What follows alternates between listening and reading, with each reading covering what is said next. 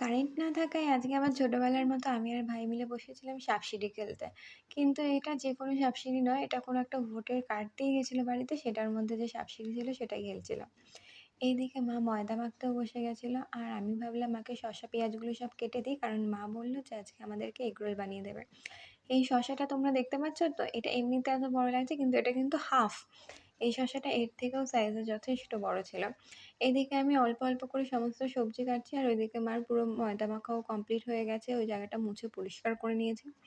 আর আমি ভাবছি কারেন্টটা এলেই বুঝি একটু ভালো হতো, কারেন্টটা এলে ভালো হতো। এদিকে আমার শসা কাটতে, কাটতে তারপর যখনই পেঁয়াজ নেবো, সেই মুহূর্তেই হঠাৎ করে কারেন্টটা চলে এলো। তো আমাদের বাকি প্রসিডিওরটা করতে একটু সুবিধা হয়েছে। মা যে ময়দাটা মেখেছিল ওইগুলো দিয়ে আগে বেলে রুটির মতো ভেজে নিয়েছিল। মানে নরমালি যেরকম আমরা রুটি ভাজি তেল ছাড়া, সেরকমভাবে আগে সেঁকে নিয়েছে, তারপর তুলে রেখেছে। এরপর প্যানের মধ্যে অল্প তেল গরম করে একটা ডিম দিয়ে নুন দিয়ে সেটাকে ভালো করে, ডিমটাকে আগে ছড়িয়ে নিয়ে তার উপরে ওই সেঁকা রুটিটা দিয়ে এপিঠ ওপিঠ ভালো করে অল্প অল্প তেল দিয়ে ভেজে নিয়েছে। নরমালি আমরা যেকোনো রোলের দোকানে গেলেও কিন্তু এরকমভাবে অনেক জায়গায় করতে দেখি।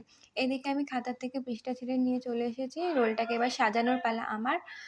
এইদিকে সমস্ত রোলগুলোর জন্য মাও ভেজে নিয়েছে পরোটাগুলো, আর আমি যে সবজি কেটে রেখেছিলাম ওগুলো দিয়েছি, অল্প পরিমাণে নুন দিয়েছি, তারপর দিয়ে ২ রকমের সস।